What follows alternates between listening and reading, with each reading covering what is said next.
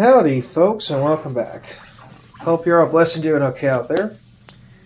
Well, for today's video, I present to you the Georgetown Loop Railroad. Now, this railroad is from the America's Historic Steam Railroads. This railroad operates up in Colorado and has quite a variety of steam engines, some nice scenery, and features a very tall bridge called the Devil's Gate. To be honest, I'm not too familiar with the railroad, but I do know that a man named Phil Johnson once worked there and worked at a variety of railroads in Colorado. I'm told he's still alive and living in Colorado, so Phil, if you're watching, this one's for you. Anyway, here we go. All aboard the Georgetown Loop.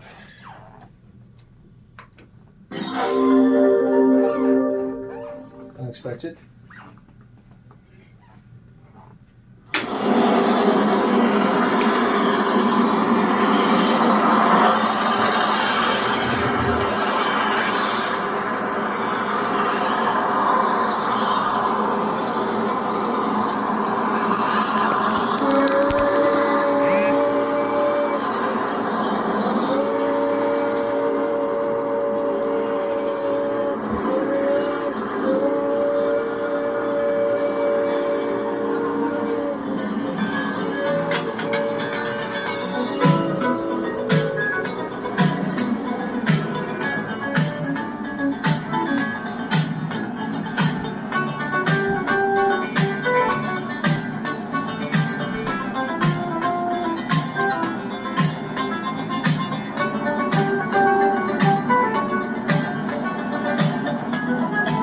Hello, I'm Bob Schreiber. I'll be your conductor for today's program.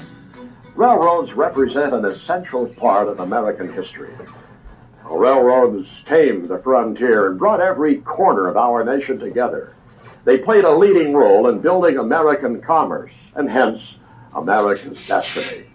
In recent years, the growth of interstate highways and air transportation has diminished America's far-flung railroad system to a shadow of its former network. Our Amtrak service is a novelty compared to the once extensive and luxurious passenger service available during the first half of this century. For many, it's hard to comprehend that few members of the younger generation have ever ridden on a train. Despite this decline, few images are as universally romantic and loved as that of a powerful steam locomotive pulling a train. Railroads are a permanent part of our culture and psyche, from the little engine that could, to the shining time station, to the millions of model railroad sets enjoyed by children and adults alike. Americans love trains. Nothing inspires this love more than the magnificent steam locomotive. Although these machines were long ago switched off the main line of railroad history, a growing number of railroad enthusiasts work tirelessly to keep steam railroading alive. Throughout America, dozens of short-line railroads have been rebuilt to preserve America's great railroading heritage, and steam is the locomotive power of choice. Each year, millions of passengers visit these railroads to experience the history, the scenery, and the excitement of railroading.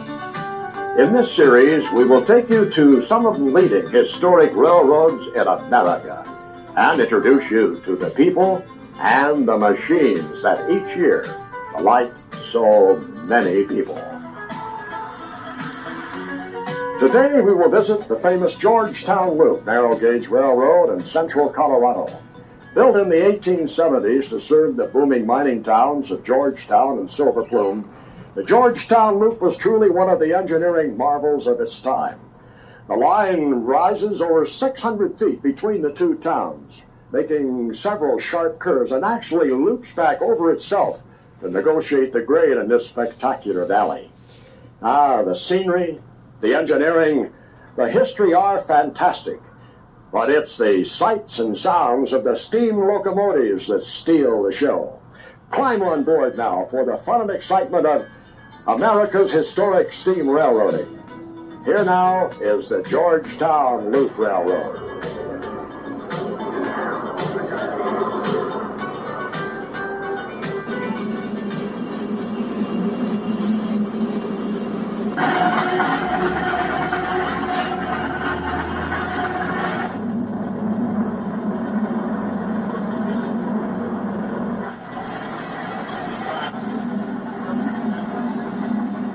there is a romance about a steam engine, and a steam engine can be very, very quiet when it is not under steam, and still, because it is an artifact from the past, I think people tend to really enjoy it.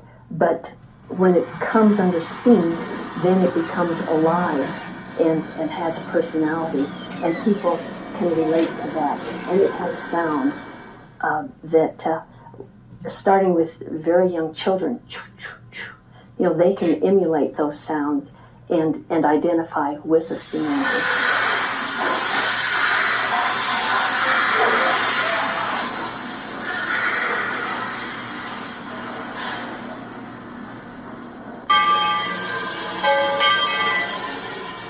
Operating a short line or a steam tourist line is like nothing in the world. It's got its own sets of rewards. It's got its own sets of challenges. It started out as an adventure.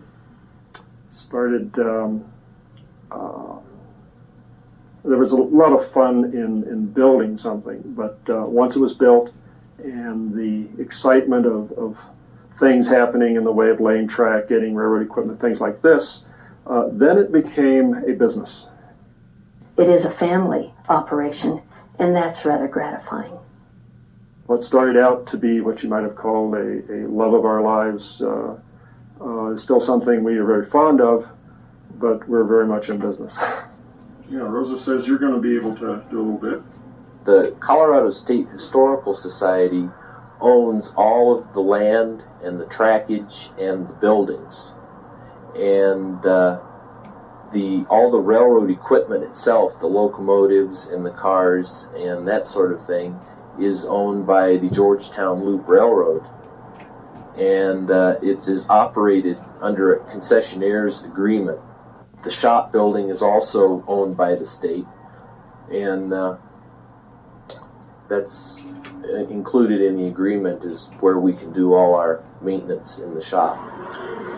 Really, the railroad operates for 3 months during the summer, and the whole rest of the year the railroad keeps a crew of guys here in the shop working on the engines in the cars to keep them operating. Always we've got bearings to rebuild and replace and gears to work on. And of course, none of this is stock off-the-shelf items.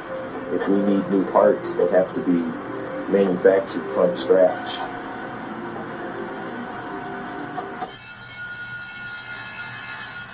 It's definitely more than a job. And when you step back and look at some of the things that we have to do to keep these operating, I think it has to be more than a job. Because some of the things, particularly on these locomotives, boiler work and working on this grubby, horrible, greasy mess down here is pretty distasteful work, I would think, in most people's view. And so I think that there has to be something more spurring you on in order to make you want to do this. Not only are steam locomotives a challenge and interesting to work on, but they're a challenge and interesting to operate also, in that everything the operators do is directly translated into how the engine operates.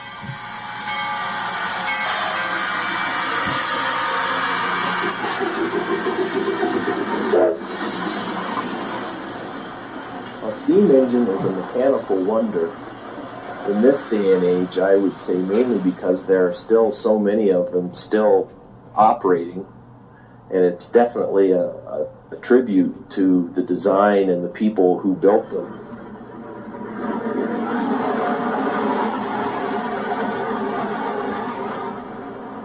The locomotive has a boiler on it that is filled with water, and then at the rear end of the boiler there is a firebox where you can burn whatever you'd like. Locomotives generally burn either coal, wood, or oil. And this generates heat to make steam, and the steam is drawn off and fed into cylinders, where it just the pressure of the steam and the expansion quality of the steam is makes a cylinder go back and forth, and through this mechanism it's translated into a motion.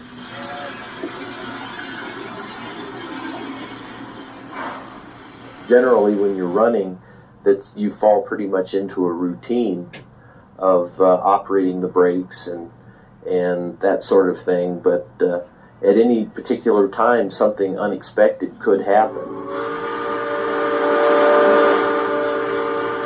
The whistle is used as a signaling device and as a warning device. It is a warning to people or animals or whatever who are on the track. It also signals to the crew on the train what the engineer intends to do. There's a sense of gratification and pride, and when you go around the corner, you look back and you can see the train following you down, all full of happy people. It's definitely a feeling.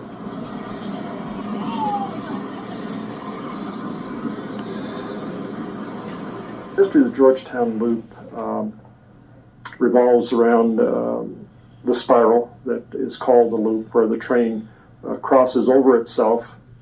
It was considered quite a engineering marvel as well as a scenic marvel.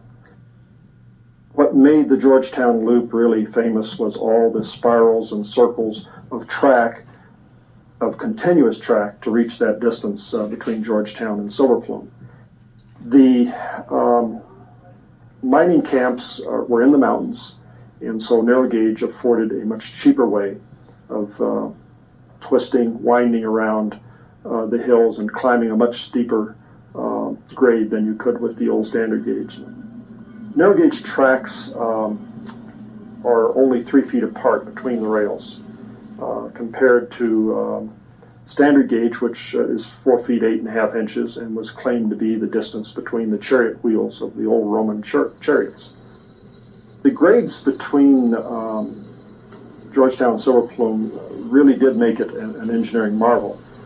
They averaged 3.5 to 4 feet rise per 100 feet. We call that percent grade, 3.5 to 4% grades, which were quite steep and was necessary along with the curves to compress a lot of track, a lot more length of track within the 2 mile air distance between the two towns.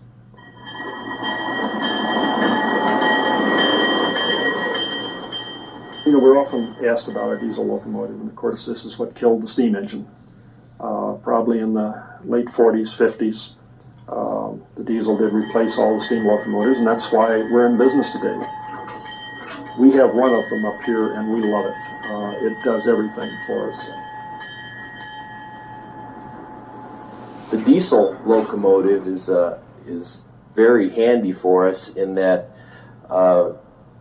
you can just climb into it and essentially push a button and start the engines, and it's ready to go in 10 minutes as opposed to 6 hours for the steam engine.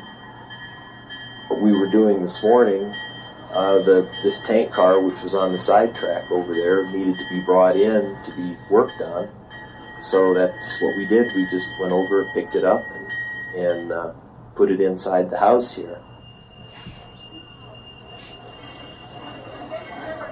The Georgetown Loop is like riding back into history because you do not have railroads that are like this in the States, other than having been recreated from a historical railroad.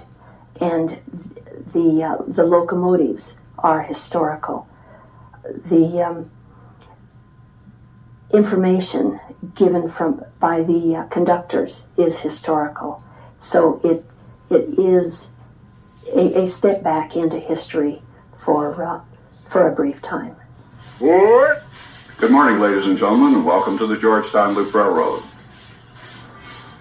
For those of you who may be wondering if we're going the wrong way, we really aren't. We back away from the depot for the simple reason that the valley here is just so narrow we can't turn the train around. So on our downhill trip, We put the engine at the rear of the train and he'll pull us down the hill. And at the bottom of the hill, we'll put the engine on the front of the train and he'll pull us back up the valley.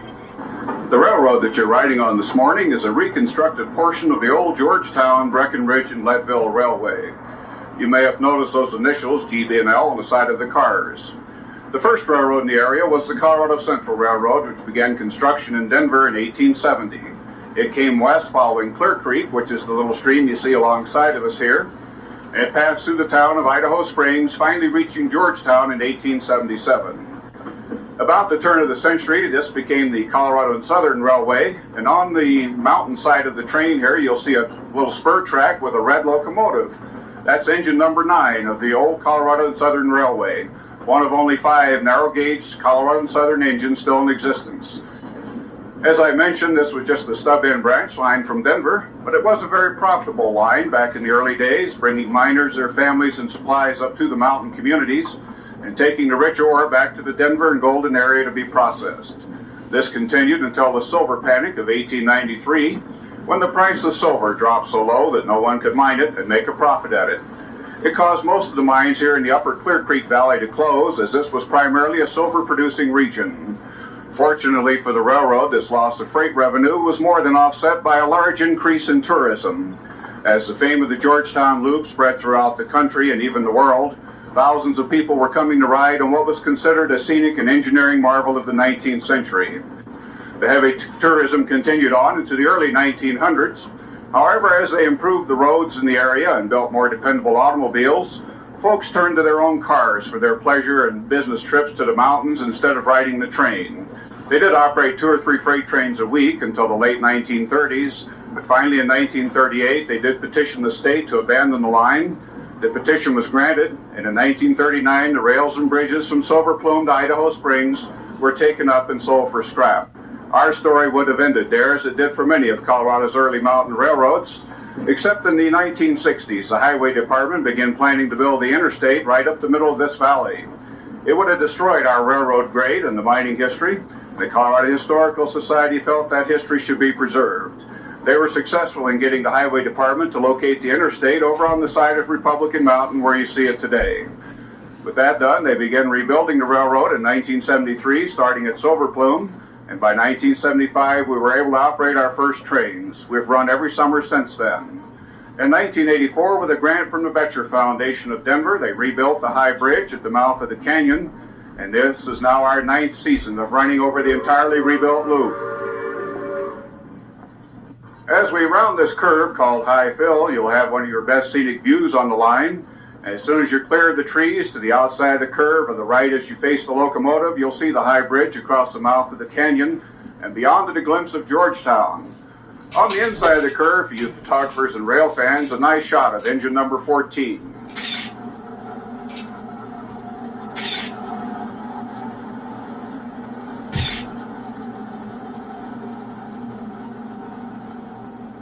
As we continue around the curve, we're going to be entering a cut in the mountainside.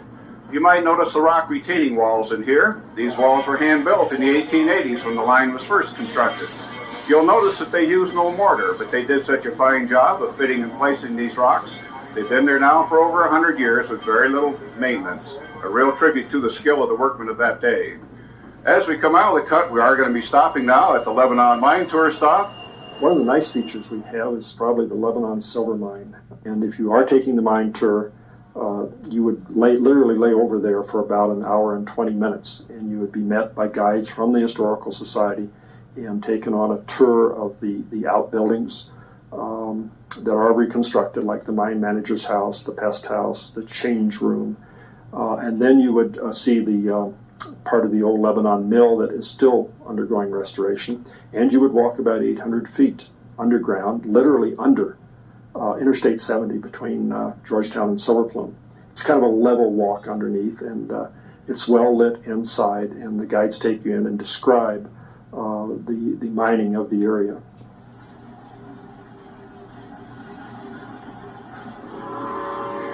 We're often asked about the equipment we use here on the loop. Our train today is being powered by locomotive number 14.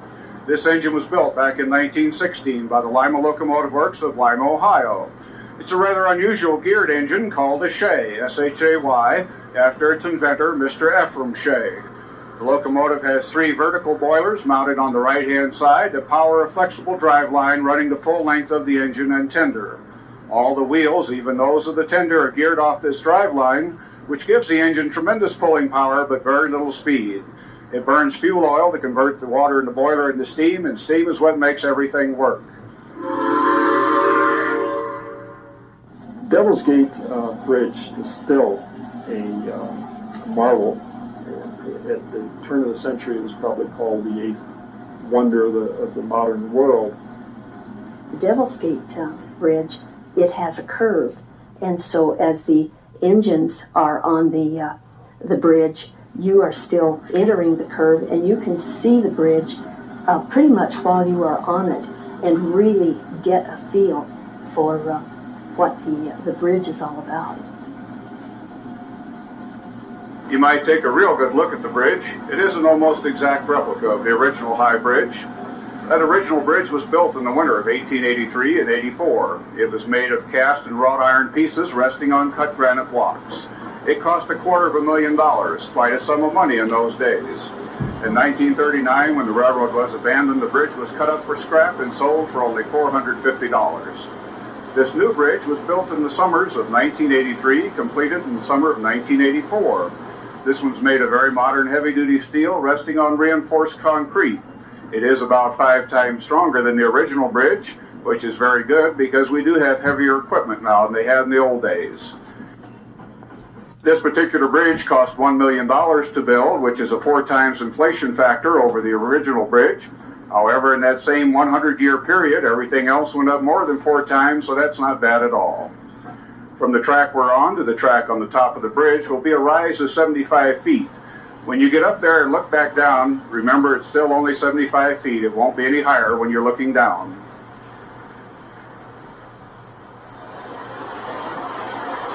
The railroad has 2 terminals. There's the Georgetown boarding area, or we sometimes refer to it as the Devil's Gate boarding area. And then you can also board at the Silver Plume Depot. You can board at either end and get a round trip.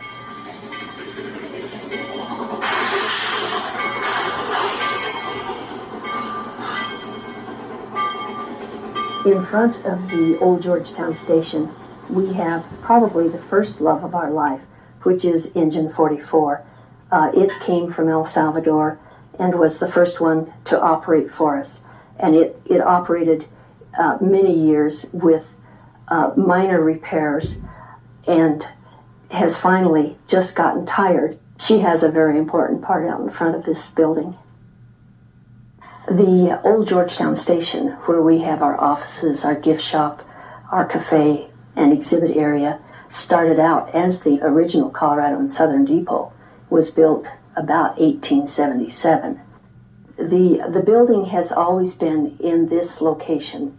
The area around it has changed drastically. We have a picture from the 50s where this was sitting out in the middle of a field. Today, it's a very active place again, with the exhibits showing pictures of Georgetown. There's a historical picture of the loop at the end of the building. Then the gift shop is mainly railroad items, but you'll find also Colorado items in the gift shop. We have an area that has a Western artist, Raphael Lillywhite, and then the cafe, which has its own model railroad. So when the real railroad isn't operating, people can come in and enjoy seeing the model railroad as well. The sound of a steam locomotive working hard is pretty timeless and interesting, as well as being surprisingly loud.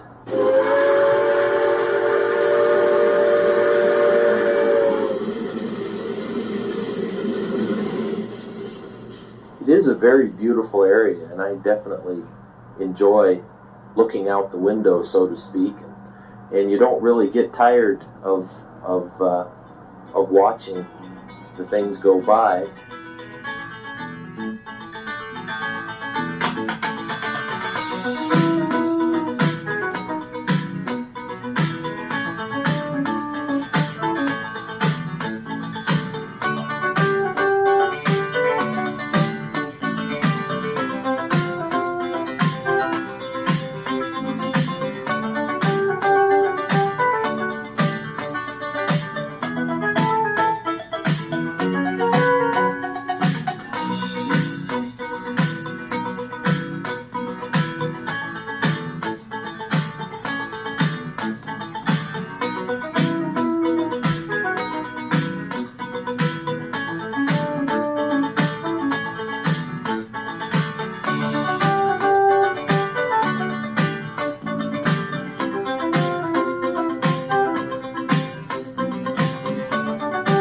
It's a type of ride that you need to be in the open car because this is up and down scenery up here, and you need to be looking out up over your head. The Rocky Mountain bighorn sheep are interesting in this area because we're right in the zone or the altitude where they like to be. So in a lot of cases along the highway or the railroad, we can come very close and people can see them right up close. Our riders on the train are generally tourists who are in the mountains for a day trip and find it to be a pleasant way to see the scenery and experience the antique equipment.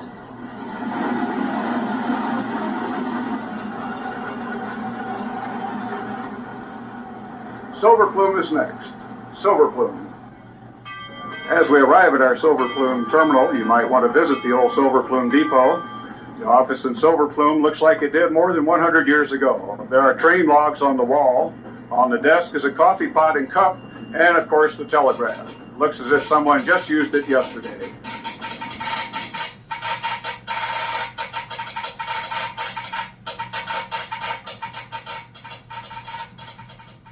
Well, my trip was excellent. I just love that big bridge that we just went over.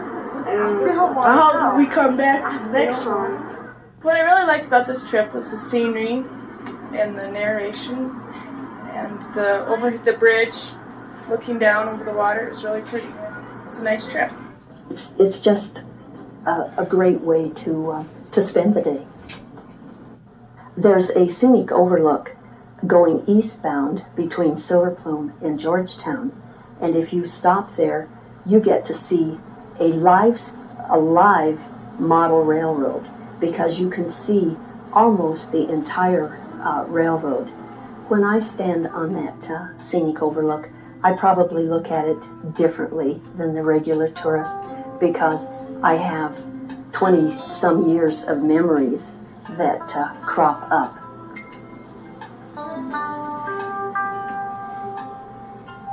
When husbands and wives work together, so often it's a public perception that the man is doing everything and that the wife is tolerating this, particularly when it involves something to do with railroads. Not the case with us. This has been, from day one, a total partnership of everything we do. There is no boss in the family of this. We're both equally responsible as well as I hope sharing in the rewards of it.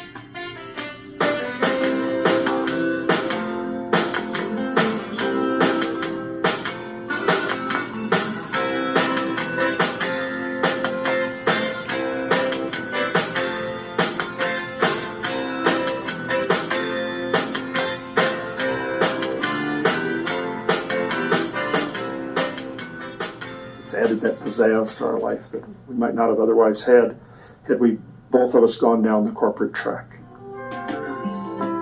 In looking back over the 20-some years that we have been involved in this, there are many pleasures that I might have. One is that we have created something that people from all over the world can enjoy.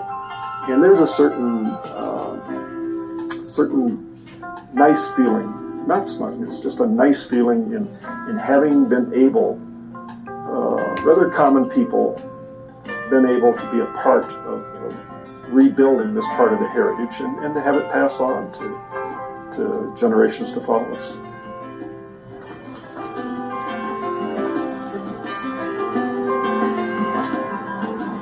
This is Bob Schreiber again. I hope you enjoyed today's program about the Georgetown Loop Railroad. Be sure to watch for future programs on America's historic steam railroads.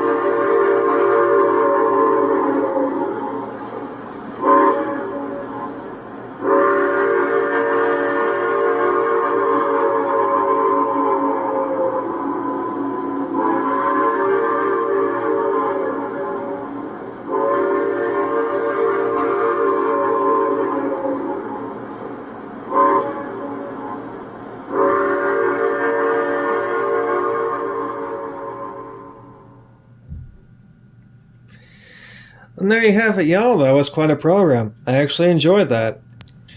I have not been there yet, but I would like to go someday.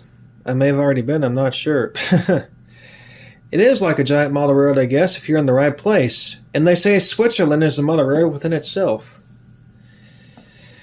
That railroad looks like a fun train ride altogether. And there's some static on this TV now on the video. Sorry about that.